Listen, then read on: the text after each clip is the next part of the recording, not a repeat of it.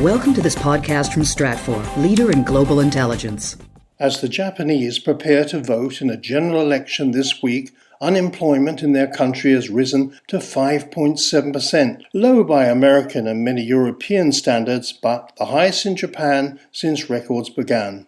And unless the opinion polls have got it badly wrong, or there's a late change of mind by wavering voters, a party which has never governed, the Democratic Party of Japan, will win. This will bring to an end the patrician rule of the Liberal Democratic Party, a political machine that has been out of office for only 11 months in more than half a century since the restoration of democracy after the Second World War. Hello and welcome to Stratfor. I'm Colin Chapman. The rise in the unemployment rate is likely to counter whatever small boost the return to growth last week provided for the defending Prime Minister, Taro Aso, who's deeply unpopular.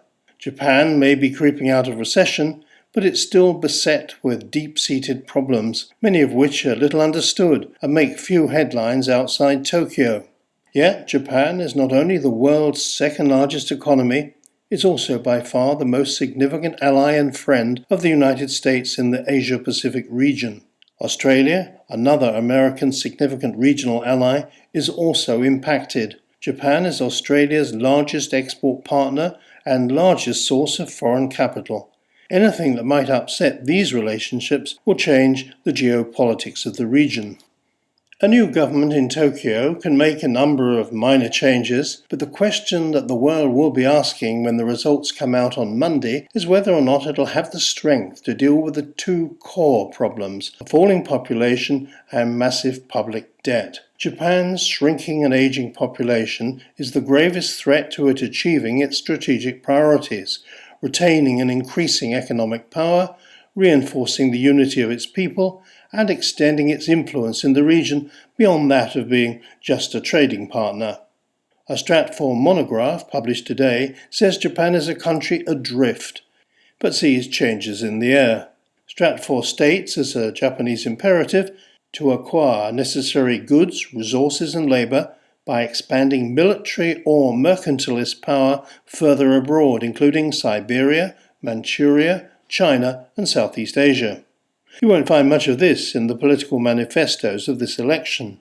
If the Democratic Party does form the next government and begins a reform agenda, it'll have problems because it will control only the lower house. In the upper house, it's already the single largest party, but it's outnumbered there by a motley bunch of smaller groups that'll make political management difficult. So, what path will Japan take? Unless it can get its birth rate up, and even if it's successful at that, it'll take time for the benefits to flow through, Japan may be unable to attain its goals. Its economy, and with it comparative living standards, would shrink, just as neighbouring rival Korea's grow, not to mention China's. But then history tells us that Japan, an island country with few natural resources, was able to build an economy so strong that many politicians in America and Europe felt threatened by it. The sun may rise again, but probably not as a result of this weekend's election. And please do read our monograph on Japan. It's really worth it, and you can download it as a PDF from our website at www.stratfor.com. I'm Colin Chapman. Thanks for joining me today. I'll be back tomorrow with our weekend podcast.